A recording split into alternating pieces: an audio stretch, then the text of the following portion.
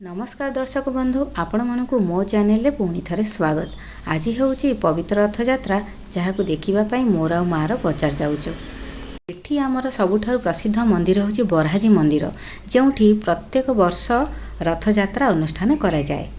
एबे तो प्रत्येक गाँव छोट छोट पिला माने छोट छोट कुनी कुनी रथ तैयारी करी तार खूब आनंद नेउछनी। आमे भी कौन पछे रहूँ, आमे भी तार खूब आनंद नेउछी। देखुना केमिति मुझे ये रथ गड़ौची एवं जो सौंदर्यटी सेटा कौन सहर में मिल पार कि। तेबे चलतु जाई मंदिर रे पहुँचवा। पहुँची जाई देखे ठाकुर मंदिर रु बाहरी रथ परिक्रमा करुछंती। से जो दृश्य देखी समस्ते निश्चित भाव में एते आनंद हेउथांती जे कहले न सरे। किछि भी कहबेनी, आपण केवल शुणु एवं आपण निजे ही अनुभव करें जे सेठी कि आनंद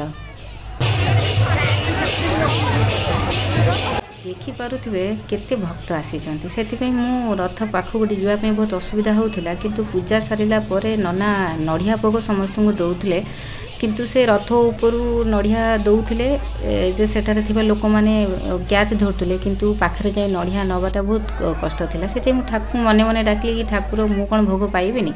सेतबेले सेही समय नना गोटे नड़िया फपाड़ियारू जनक हाथ बाजी मोरी पाखरे आसी नड़ियाटी पड़िला एवं मु से भोगटी पाइली। मते एते खुशी लागिला जे मु नड़िया धरी दौड़ी दौड़ी पळेली मो माँ पाखक। आ माँ को देखली, देख मते नड़िया मिलिला, मु धरी नहीं आसीची। जगतर नाथ से समस्त मनर कथा को बुझंती।